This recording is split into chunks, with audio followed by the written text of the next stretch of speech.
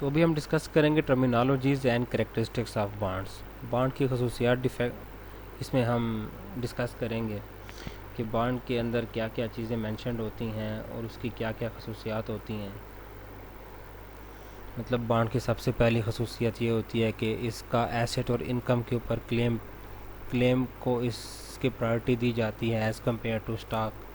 दूसरा, इसकी par value, इसकी फेस वैल्यू जो कि इसके ऊपर मेंशन्ड होती है कि बॉन्ड कितनी वैल्यू का है।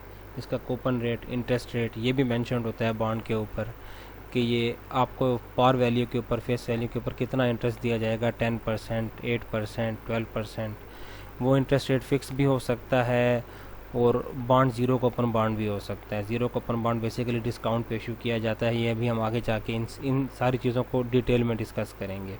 फिर बॉन्ड के ऊपर उसकी मैच्योरिटी भी मेंशन्ड होती है कि इसकी ड्यू डेट क्या है, इसकी लाइफ क्या है, 5 ईयर, 10 ईयर, 15 ईयर।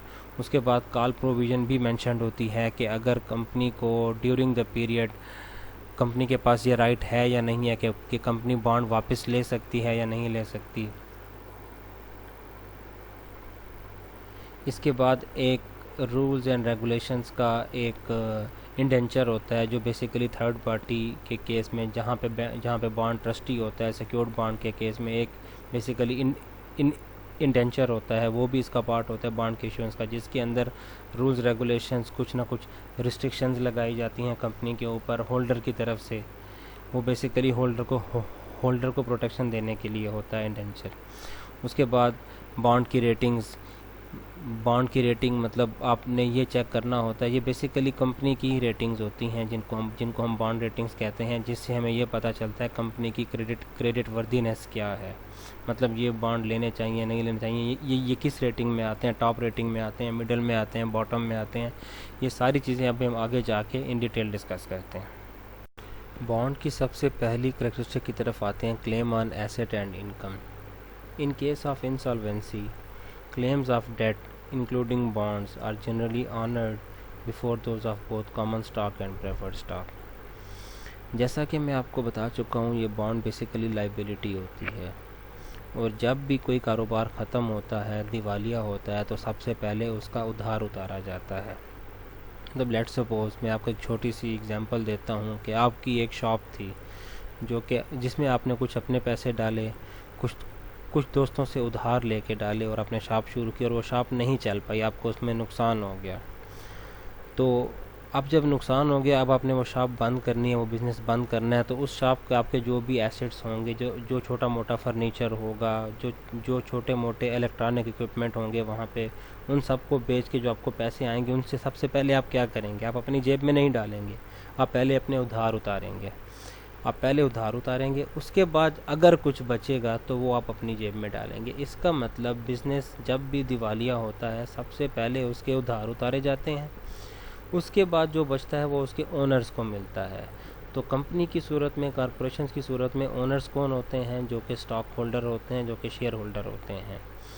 कंपनी जब भी दिवालिया होगी तो सबसे पहले जिनका क्लेम एंटरटेन किया जाएगा वो उसके क्रेडिटर्स होते हैं, ओनर्स नहीं होते, जिन्होंने उनको उधार दिया होता है, जिनमें बॉन्ड्स भी शामिल होते हैं, जिनमें लोन्स भी शामिल होते हैं, एट्सेट्रा। वो तमाम लाइबिलिटीज़ जो पे जहाँ जहाँ से आपने उधार लिया हो, जिस शेप में लिया हो, वो तमाम शामिल होते हैं।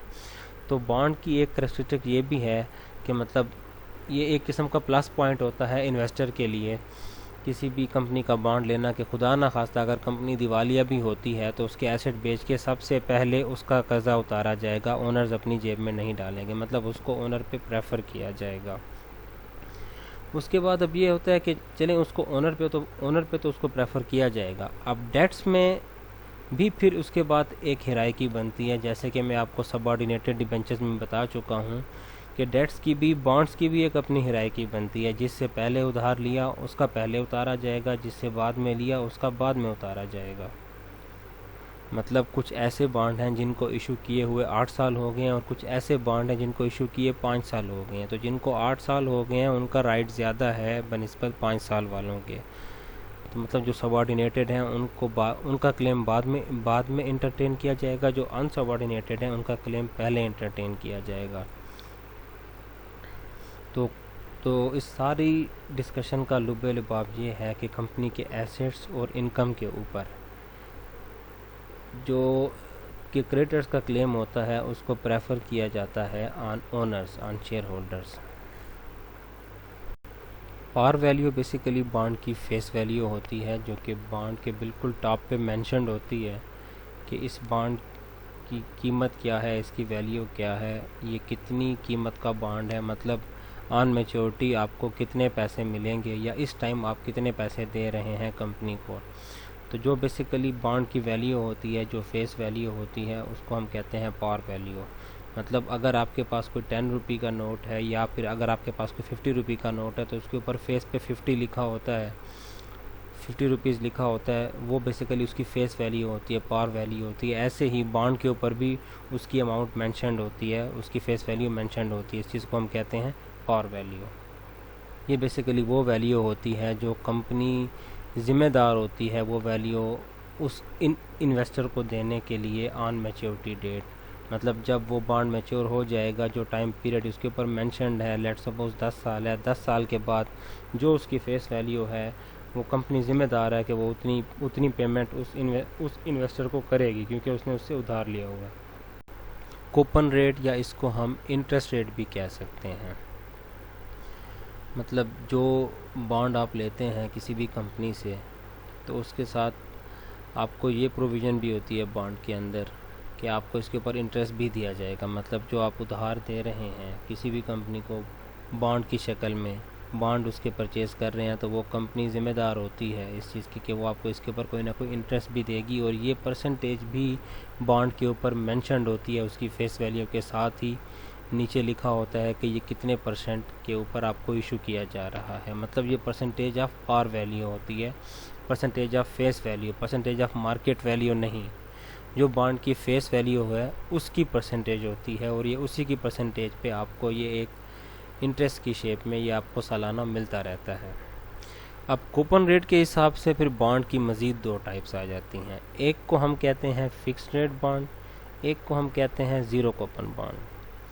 जो फिक्स रेट बॉन्ड होते हैं ये एट पार सेल होते हैं। एट पार सेल का मतलब होता है जितनी फेस वैल्यू है उतने का ही सेल होगा। मतलब अगर इसके ऊपर 50 लिखा हुआ है तो ये 50 का ही सेल होगा। मतलब अगर ये बॉन्ड ख़रीदना है तो मुझे 50 रुपये ही देने पड़ेंगे, लेकिन इसके ऊपर एक फ़िक्स रेट मेंशन होगा कि जी लेट्स सपोज 10% एनुअली, तो मुझे इस 50 रुपये के ऊपर 10% एनुअली इंटरेस्ट मिलेगा।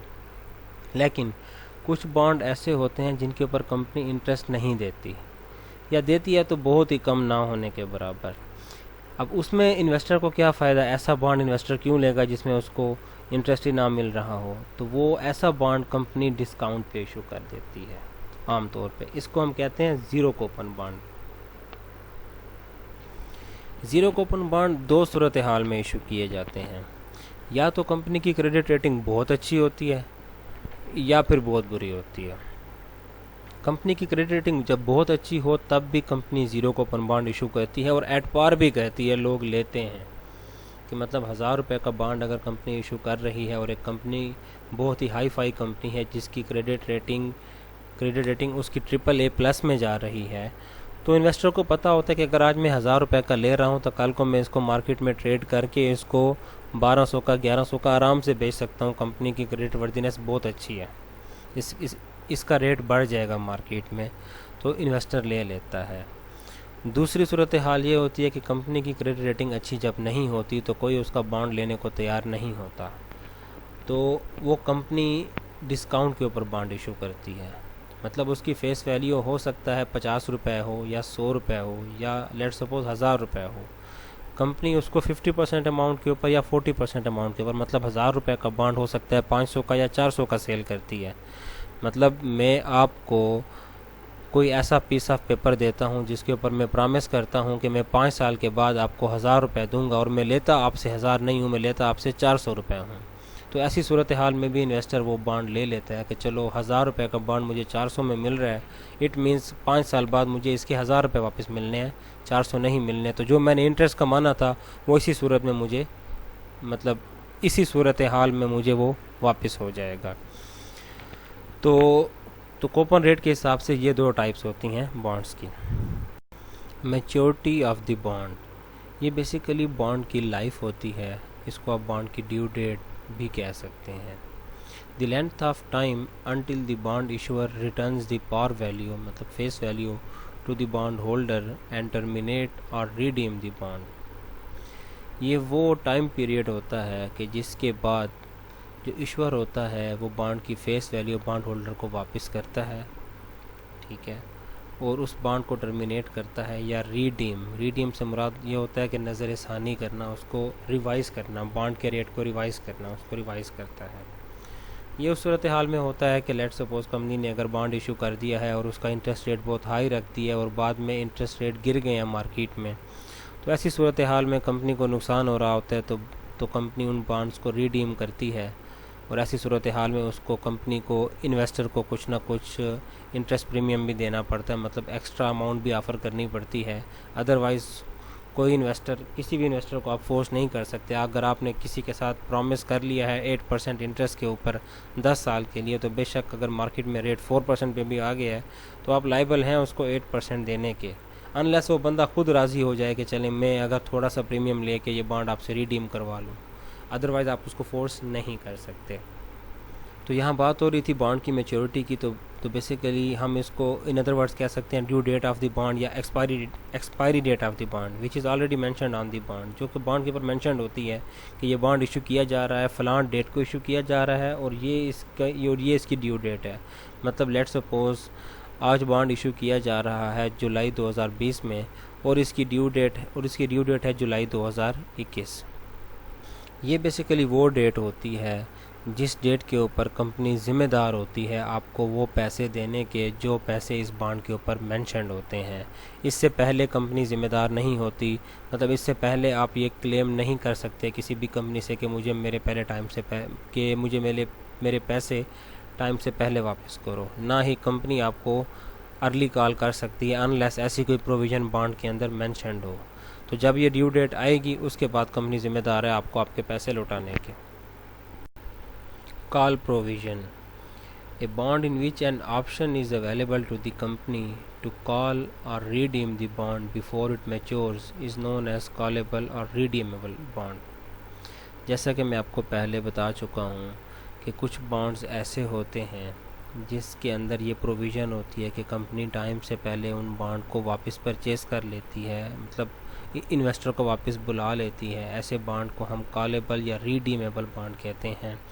This is usually done if the interest rates decline below what the firm is paying on the bond। जैसा मैंने आपको पहले बताया कि ऐसा उस सूरत हाल में होता है कि जब कंपनी बॉन्ड में इंटरेस्ट रेट ज़्यादा दे रही हो और मार्केट में इंटरेस्ट रेट कम हो जाए, तो ऐसी सूरत हाल में कंपनी को नुकसान हो रहा होता है। तो ऐसी सूरत हाल में कंपनी वो बॉन्ड होल्डर को एक ऑप्शन देती है एडवांस में ही, बॉन्ड के अंदर ये चीज़ मेंशन्ड होती है कि इन केस अगर ऐसा हुआ तो कंपनी बॉन्ड वापस ले सकती है, इस रेट के ऊपर ले सकती है या इसके ऊपर आपको इतना प्रीमियम दिया जाएगा। लेकिन अगर बॉन्ड के ऊपर ये ऑप्शन आपने उस वक़्त बॉन्ड होल्डर को नहीं दिया या ऐसी कोई प्रोविज़न नहीं है, तो आप बॉन्ड होल्डर को फोर्स नहीं कर सकते अर्ली पेमेंट के लिए, कि मतलब आप वो टाइम से पहले आके आपसे पैसे ले ले और अपना बॉन्ड टर्मिनेट करवा दे। मतलब वो अगर चाहे तो वो टिल मैच्योरिटी इस फैसिलिटी को एंजॉय कर सकता है और आप उसको फोर्स नहीं कर सकते। तो ऐसी सूरत हाल में कि जहां बॉन्ड के ऊपर आपने ये ऑप्शन ना दिया हो और मार्केट में इंटरेस्ट रेट गिर जाएं, ऐसी सूरत हाल में फिर कंपनी क्या करती है, फिर कंपनी कोई ना कोई प्रीमियम ऑफ़र करती है ऐसे इन्वेस्टर को।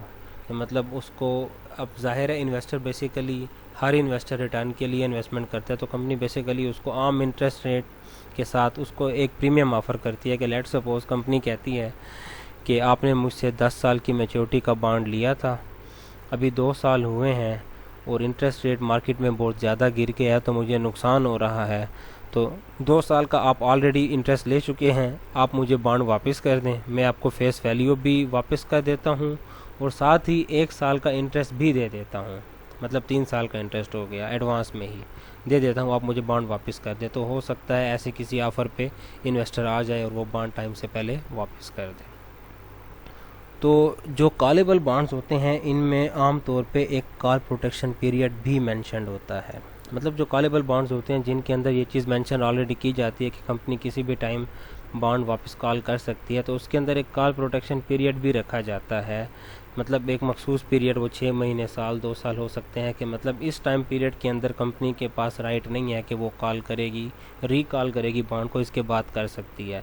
लेट्स सपोज आपने 10 साल का बॉन्ड लिया है और 8% पे लिया है, और 2 साल के अंदर अंदर वहाँ का मार्केट रेट गिर गया है और वो 4% पे आ गया है। लेकिन अगर कॉल प्रोटेक्शन पीरियड 3 साल का है और अभी आपके बॉन्ड को 2 साल हुए हैं, तो अगले 1 साल तक कंपनी आपका बॉन्ड रिकॉल नहीं कर सकती। जब तक वो कॉल प्रोटेक्शन पीरियड ओवर नहीं हो जाता, उसके बाद कंपनी आपको कह सकती है कि जी आप अपने बॉन्ड को रिडीम करवा लें, उससे पहले नहीं कह सकती। Indenture, a legal agreement between the firm issuing bonds and the bond trustee who represents the bondholders, defining protective provisions for bondholders। जैसा कि मैं आपको पहले भी इस चीज़ का इंट्रोडक्शन करा चुका हूँ स्टार्ट में इंडेंचर का, ये बेसिकली एक डॉक्यूमेंट होता है जो कि आम तौर पे 100 पेजेस पे मुबनी होता है। एक इंडेंचर होता है जो कि बैंक्स होते हैं, जो कि थर्ड पार्टी होती है, जिनको हम बॉन्ड ट्रस्टी कहते हैं, उनके पास ये ऑलरेडी रेडीली अवेलेबल होता है इस फॉर्म में, कि वो जब भी किसी भी कंपनी के बॉन्ड की ट्रेड करवाते हैं, परचेज सेल करवाते हैं, तो वो इंडेंचर भी साथ साइन करवाते हैं, कंपनी से भी और उस इन्वेस्टर से भी। ये बेसिकली एक लीगल एग्रीमेंट होता है जिसके अंदर वो तमाम प्रोटेक्टिव प्रोविजंस बॉन्ड होल्डर के लिए मेंशन्ड होती हैं, कि जिससे वो इन्वेस्टर या वो बॉन्ड होल्डर, उसको एक सेंस ऑफ सेफ्टी आता है कि मतलब मेरा पैसा डूबेगा नहीं, क्योंकि बॉन्ड बाज़ औक़ात इनसिक्योर्ड भी होते हैं। बाज़ औक़ात सिक्योर होने के बावजूद भी कंपनी की क्रेडिट रेटिंग अच्छी नहीं होती, या जो बॉन्ड सिक्योर किया जा रहा है, जो एसेट उसके अंदर मॉर्गेज किया जा रहा है, उस एसेट की वैल्यू के अप एंड डाउन बहुत ज़्यादा होते हैं, मतलब किसी भी वजह से।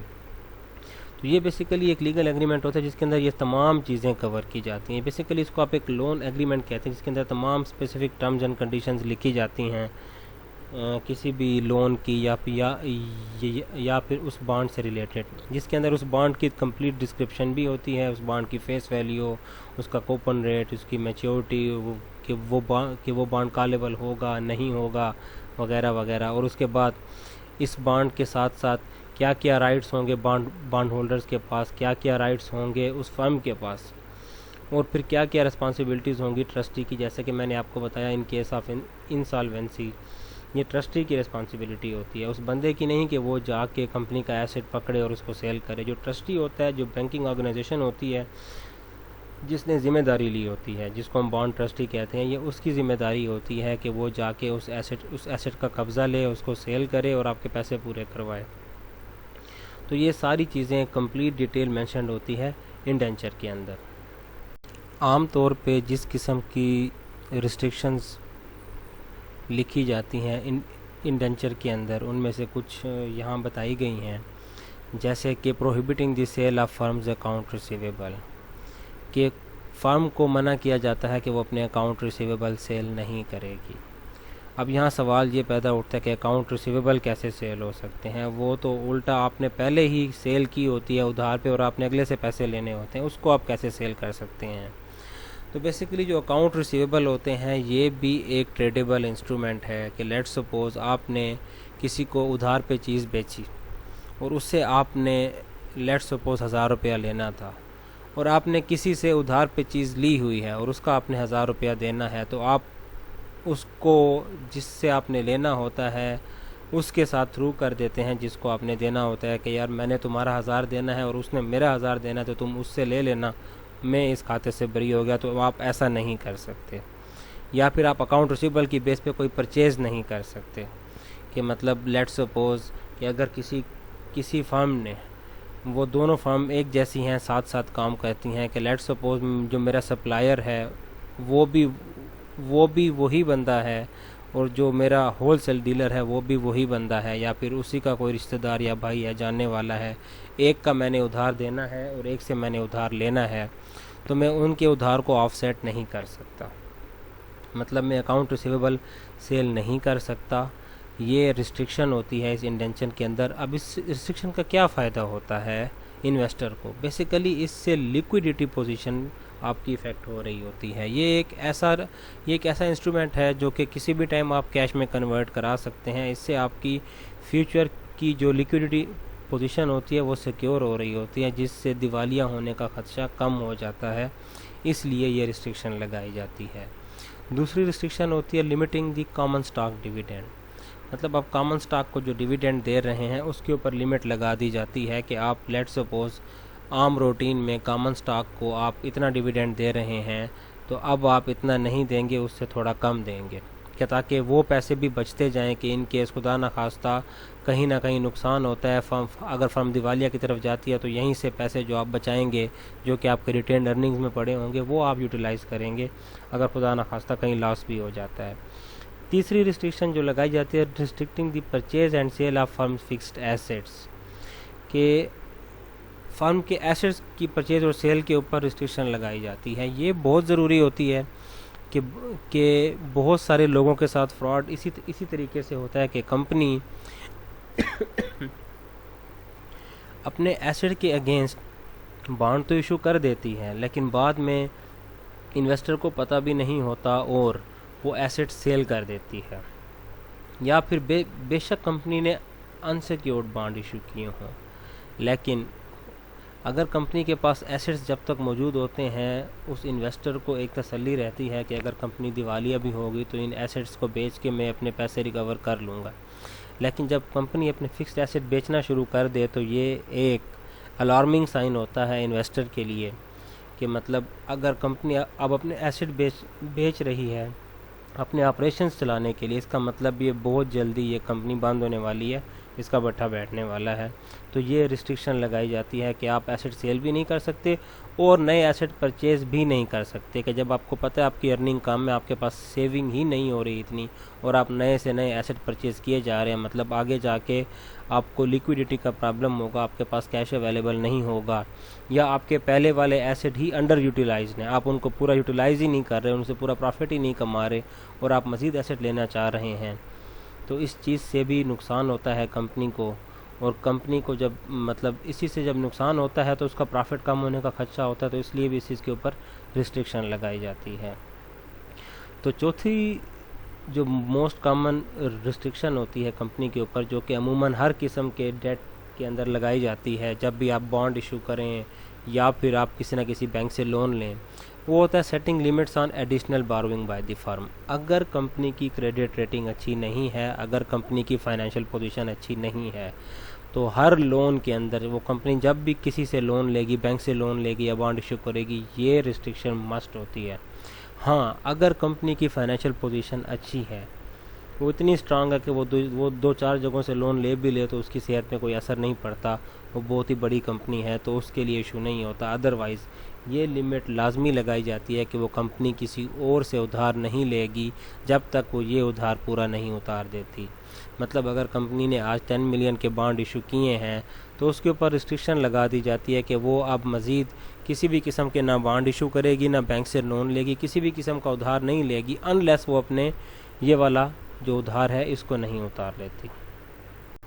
बॉन्ड्स की खसूसियात में जो सबसे ज़्यादा इम्पॉर्टेंट चीज़ होती है वो बॉन्ड्स की रेटिंग्स होती है, कि किसी भी बॉन्ड को ख़रीदने से पहले उसकी रेटिंग चेक करना बहुत ज़रूरी होता है इन्वेस्टर के लिए। मतलब जो बॉन्ड वो ख़रीद रहा है उसकी वर्थ क्या है मार्केट में, उसके साथ रिस्क कितना एसोसिएटेड है, उसके अंदर प्रॉफिटेबिलिटी के चांस कितने हैं, उसके ऊपर जो उसको रिटर्न मिलना है या जो उसका मार्केट रेट है उसके साथ कितनी प्रोबेबिलिटी एसोसिएटेड है अप्स एंड डाउन्स की। तो ये बेसिकली एक टेबल है जिसके अंदर मैंने 2 स्टैंडर्ड्स यहाँ पे लिस्ट किए हैं, एक मूडीज़ का और एक S&P का, स्टैंडर्ड एंड पुअर्स का। ये बेसिकली 2 स्टैंडर्ड्स हैं इसके बॉन्ड क्रेडिट रेटिंग के, जो कि बनाए गए हैं किसी भी कंपनी के बॉन्ड को या उनके जितने भी एसेट्स हैं फ़ंड रेजिंग के लिए, जो कि उनके इंस्ट्रूमेंट्स होते हैं फ़ंड रेजिंग के लिए, उनकी क्रेडिट रेटिंग के लिए ये बेसिकली कुछ स्टैंडर्ड सेट किए गए हैं जिससे आपको पता चलता है कि ये इंस्ट्रूमेंट रिस्की है कि नहीं है, प्रॉफिटेबल है कि नहीं है।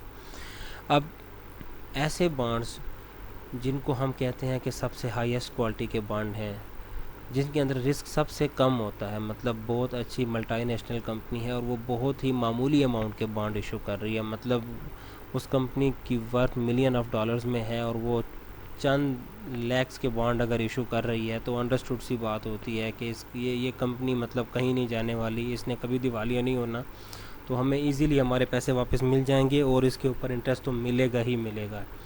तो ऐसी कंपनी को हम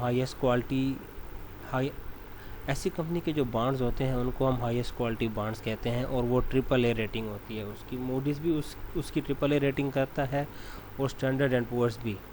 इसी तरीके से आहिस्ता आहिस्ता जैसे जैसे बॉन्ड की रेटिंग कम होती जाती है, मतलब ठीक है कंपनी, मतलब आप कंपनी बड़ी है, बहुत बड़ी नहीं है, लेकिन इतने उसकी मतलब इनफ साइज़ है कंपनी का कि वो अपना उधार टाइम पे उतार सकती है और अपना जो उसके ऊपर इंटरेस्ट है वो भी टाइम पे दे देती है, तो इसको हम हाई क्वालिटी बॉन्ड कहते हैं। ये डबल ए रेटिंग में आता है।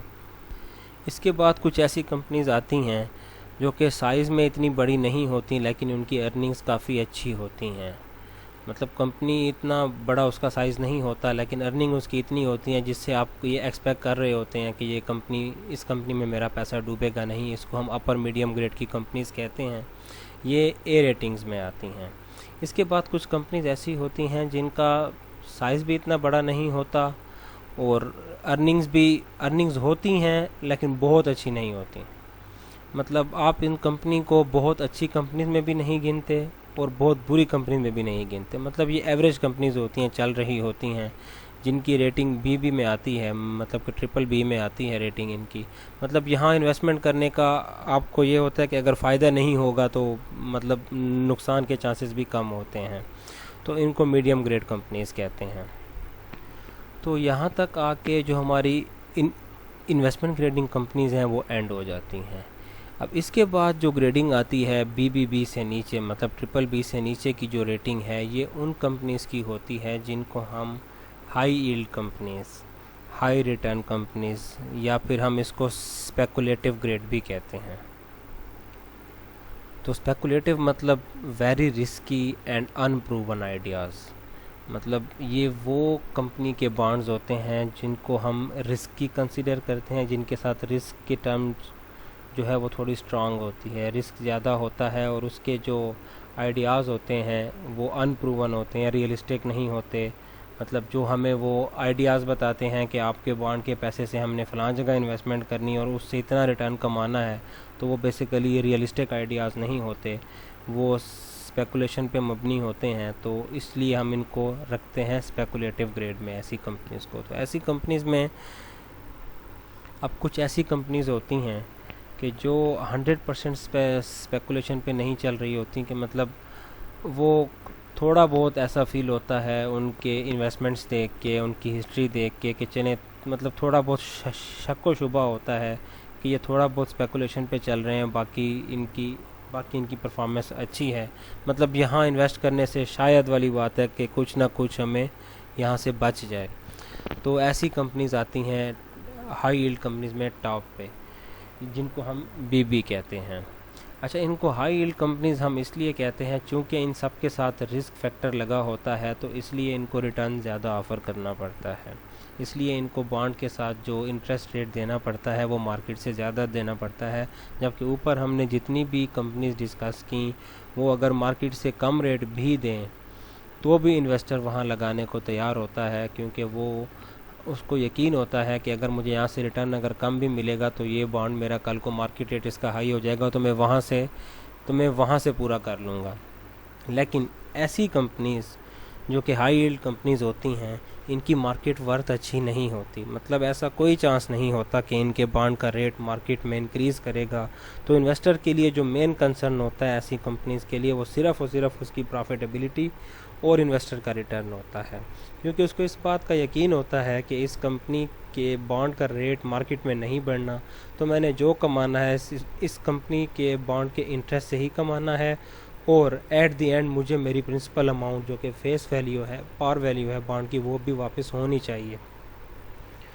तो हाई यील्ड कंपनीज़ में सबसे पहले आती हैं समवट स्पेकुलेटिव कंपनीज़, उसके बाद आती हैं स्पेकुलेटिव। मतलब ये वो कंपनीज होती हैं कि जिनके अंदर वो खसूसियात नहीं पाई जाती जो कि एक इन्वेस्टर की डिज़ायरेबल इन्वेस्टमेंट होती है। मतलब एक इन्वेस्टर की जो डिज़ायर होती है कि मैं ऐसी कंपनी में इन्वेस्ट करूं कि जिसका साइज़ भी बड़ा हो, जिसमें रिस्क भी कम हो, जिसकी लिक्विडिटी भी अच्छी हो, प्रॉफिटेबिलिटी भी अच्छी हो, और जिसके डिसीजंस भी अच्छे हों, रियलिस्टिक हों। ठीक है, तो ऐसी कंपनी की हिस्ट्री जो है वो इन्वेस्टर को मतलब अट्रैक्ट नहीं कर पा रही होती, वो स्पेकुलेशन बेस्ड होती है। तो ऐसी कंपनी में इन्वेस्टमेंट मतलब वो इन्वेस्टर 50-50 होता है, या इस लेवल पे आके आप ये कह सकते हैं कि 50-50 नहीं, वो 40-60 के लेवल पे आ जाता है कि मतलब इसमें इन्वेस्टमेंट ना करने के चांसेस ज़्यादा होते हैं। इसी तरीके से जैसे जैसे ये इंडेक्स अब नीचे की तरफ आएगा, इन्वेस्टमेंट के चांसेस कम होते जाते हैं। अब जैसे हाईली स्पेकुलेटिव, यहाँ पे आके इन्वेस्टमेंट के चांस ख़त्म हो जाते हैं। ऐसी कंपनीज़ में कोई भी इन्वेस्टर इन्वेस्ट नहीं करता, क्योंकि इसके बॉन्ड्स जो हैं वो बिल्कुल पुअर रेटिंग के होते हैं। मतलब ऐसी कंपनी बॉन्ड इशू कर तो देती है, लेकिन उसको इन्वेस्टर को ही नहीं मिलता। अगर मिलता भी है तो वो इतना ज़्यादा रिटर्न मांगता है कि वो कंपनी के लिए उसको देना मुश्किल हो जाता है, या अगर कंपनी वो देना अफोर्ड कर भी लेती है, कहीं से मैनेज कर भी लेती है, तो वो ओखा सोखा अपना मतलब जिसे कहते हैं कि ऑपरेशन ही चला रही होती है, इतनी ज़्यादा प्रॉफिटेबल नहीं रहती। इसके बाद की जो 2 टाइप्स आती हैं, मतलब वो कंपनीज़ होती हैं मतलब जिनको आप कह सकते हैं कि एक्सट्रीमली पुअर परफॉर्मर, मतलब जिनके बॉन्ड की रेटिंग सी में आ जाए, बेशक वो डबल सी में हो या डी में हो, ये तमाम कंपनीज पुअर स्टैंडिंग्स में आती हैं। जो बिल्कुल ही डी में आ जाए तो वो तो कंपनी उस लेवल पे होती है जो कि बिल्कुल डिफ़ॉल्टर पॉइंट पे पहुंची हो, दिवालिया होने के करीब हो। ऐसी कंपनी में तो इन्वेस्टर इन्वेस्ट करना दूर की बात, ऐसी कंपनी की तरफ वो देखना भी पसंद नहीं करते। तो ये बेसिकली ये वो सारा बॉन्ड रेटिंग इंडेक्स है मूडीज़ का और स्टैंडर्ड एंड पुअर्स का। तो जब भी किसी ने इन्वेस्टमेंट करनी होती है तो वो सबसे पहले ये देखते हैं कि उस कंपनी के बॉन्ड की रेटिंग्स क्या हैं। उस रेटिंग के हिसाब से फिर वो अपनी इन्वेस्टमेंट वहाँ पे डिसाइड करते हैं, और रेटिंग के हिसाब से ही अपना required rate of return set करते हैं। मतलब अगर रेटिंग बहुत अच्छी है तो वो अपना फिर रिक्वायर्ड रेट ऑफ रिटर्न थोड़ा सा कम भी कर लेते हैं कि चलो अगर मुझे यहाँ से कम रिटर्न भी मिले तो कोई इशू नहीं है, कल को इस बॉन्ड का मार्केट रेट बढ़ जाएगा, या ना भी बढ़े तो एटलीस्ट मुझे ये रिटर्न पक्का मिलता रहेगा, मेरे पैसे डूबते नहीं हैं कहीं। हाँ, थोड़ी बहुत रिस्की है कंपनी, तो वहाँ पे वो अपना रेट ऑफ रिटर्न बढ़ा लेते हैं, लेकिन इन्वेस्टमेंट फिर भी कर ही लेते हैं थोड़ी बहुत। लेकिन जो बिल्कुल ही पुअर परफॉर्मर होते हैं उस तरफ कोई भी नहीं जाता। मतलब कि बी से नीचे की जो कैटेगरी होती है, बी से नीचे की जो बी की कैटेगरी होती है, जहाँ भी 50-50 चांस होते हैं कि कोई इन्वेस्टर रिस्क ले लेता है, इन्वेस्टमेंट कर देता है, लेकिन हाई रिटर्न के ऊपर। लेकिन बी से नीचे वाले के अंदर इन्वेस्टमेंट करने के लिए कोई भी तैयार नहीं होता। Bond ratings favourably affected by following factors, मतलब बॉन्ड रेटिंग के ऊपर ये कुछ फैक्टर्स हैं जो कि बॉन्ड रेटिंग के फेवर में, मतलब कि उसके ऊपर पॉजिटिव इम्पैक्ट डालते हैं। जो सबसे बड़ा इसके अंदर फैक्टर है वो है greater reliance on equity as opposed to debt in financing the firm. मतलब अगर कोई फर्म ज़्यादातर इक्विटी फाइनेंस्ड है एज़ कम्पेयर टू डेट, तो उसकी बॉन्ड रेटिंग हाई होती है। मतलब उसने उधार कम से कम लिया होता है, उसके अंदर सरमायादार का अपना सरमाया, जो ओनर होता है उसका अपना सरमाया ज़्यादा होता है और उधार के पैसे कम होते हैं। मतलब अगर एक कंपनी खड़ी की है किसी ने 10 मिलियन की अमाउंट से, तो उसके अंदर 8 मिलियन उसका अपना है और 2 मिलियन सिर्फ डेट है। इसका मतलब वो कंपनी स्ट्रांग है। अगर वो उधार लेती भी है, बॉन्ड इशू करती भी है, तो उसके पास इतनी कैपेबिलिटी है कि वो टाइम पे उधार उतार भी सकती है, उसके ऊपर इंटरेस्ट भी दे सकती है। तो ऐसी कंपनी की क्रेडिट रेटिंग हाई होती है। दूसरा फैक्टर है जो कि बॉन्ड रेटिंग को पॉजिटिवली इफेक्ट करता है, वो है कंपनी के प्रॉफिटेबल ऑपरेशंस। मतलब अगर कंपनी के ऑपरेशंस प्रॉफिटेबल जा रहे हैं, डेफिनेटली ये तो अंडरस्टूड सी बात है कि उसकी फिर बॉन्ड रेटिंग हाई होती है। कि मतलब अगर कंपनी लगातार पिछले 4-5 साल से प्रॉफिटेबल जा रही है, अच्छा प्रॉफिट कमा रही है, तो ऐसी कंपनी में भी ऐसी कंपनी में भी इन्वेस्टर इन्वेस्ट कर देते हैं कि चलो अगर कंपनी प्रॉफिटेबल जा रही है, इट मीन्स हमारा पैसा यहाँ नहीं डूबता। दूसरा, लो वेरिएबिलिटी इन पास्ट अर्निंग। ये बहुत ही इंपॉर्टेंट चीज़ है जो कि इन्वेस्टर को देखना बहुत ज़रूरी होती है। कभी भी इन्वेस्टर ये चीज़ नहीं देखता कि एक कंपनी ने पिछले साल बहुत ज़्यादा प्रॉफिट कमाया है और उससे पिछले साल कम प्रॉफिट कमाया है। ऐसी कंपनी में कभी भी इन्वेस्टर इन्वेस्ट नहीं करता। जिस कंपनी के पास्ट अर्निंग में वेरिएबिलिटी बहुत ज़्यादा हो, मतलब किसी साल एब नॉर्मल प्रॉफिट कमा लिया और किसी साल बिल्कुल बस पूरा सूरा सा रहा, इसका मतलब उसके अंदर वेरिएबिलिटी बहुत ज़्यादा है, वो कंपनी कंसिस्टेंट नहीं है, उसके मैनेजरियल डिसीजन ठीक नहीं है, जिसकी वजह से उसके प्रॉफिट में वेरिएबिलिटी ज़्यादा आ रही है। इसका मतलब वो अगर एब नॉर्मल प्रॉफिट में जा सकती है तो एब नॉर्मल लॉस में भी जा सकती है। तो जिसकी पास्ट अर्निंग में वेरिएबिलिटी कम हो, मतलब कंसिस्टेंसी हो, तो उसकी बॉन्ड रेटिंग हाई होती है और इसका वाइस वर्सा होता है, मतलब जिसकी वेरिएबिलिटी ज़्यादा हो उसकी बॉन्ड रेटिंग लो होती है। इसी तरीके से किसी कंपनी का अगर साइज़ बड़ा है, जैसे कि मैं आपको पहले बता चुका हूँ कि एक कंपनी है उसकी वर्थ मिलियन ऑफ डॉलर्स में है और अगर वो कुछ लैक्स के बॉन्ड इशू करती है, ठीक है, तो वो मतलब ऐसी सूरत हाल में भी उसकी बॉन्ड रेटिंग हाई होती है, क्योंकि उस कंपनी का साइज़ इतना बड़ा होता है कि मतलब वो अंडरस्टूड सी बात होती है कि एक कंपनी मतलब चंद लाख रुपए के लिए दिवालिया नहीं होने लगी। इसी तरीके से जो आखिरी चीज़ है जो कि बॉन्ड रेटिंग को इफ़ेक्ट करती है वो है little use of subordinated debt. मतलब आपने एक दफ़ा कर्ज़े ले लिए, उसके बाद आप रूटीन में दोबारा उस कर्ज़े के ऊपर कर्ज़े नहीं लेते। अगर कोई कंपनी ऐसे नहीं लेती, सबऑर्डिनेटेड डेट इशू नहीं करती, सबऑर्डिनेटेड बॉन्ड इशू नहीं करती, जैसा कि हमने पीछे पढ़ा था सबऑर्डिनेटेड डिबेंचर्स, ठीक है, तो उसकी बॉन्ड रेटिंग भी हाई होती है। लेकिन जो कंपनी इशू करती है, इसका मतलब वो पहले वाला उधार भी नहीं उतार सकी, वो उसके ऊपर खड़ा हुआ है और वो मज़ीद उधार लेने जा रही है, तो ऐसे में उस कंपनी की रेटिंग लो हो जाती है।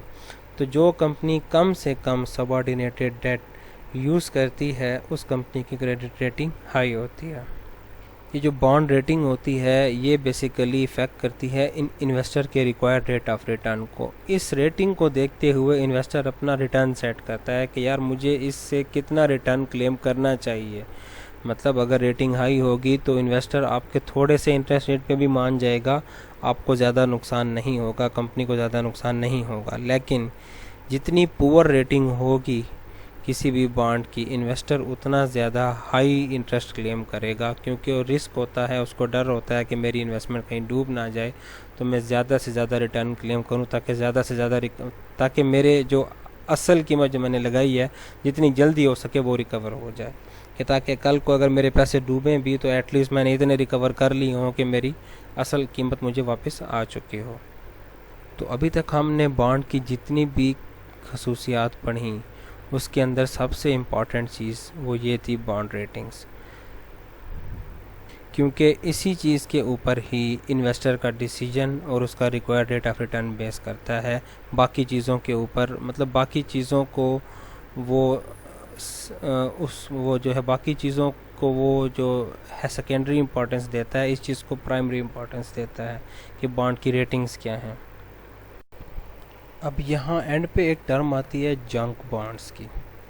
जंक बॉन्ड्स, जैसा कि उनके नाम से ज़ाहिर है कि ये बिल्कुल ही लो रेटेड बॉन्ड्स होते हैं, मतलब जिसके अंदर इन्वेस्टमेंट हाईली रिस्की होती है, जो कि आम छोटा मोटा इन्वेस्टर इतना बड़ा रिस्क नहीं लेता।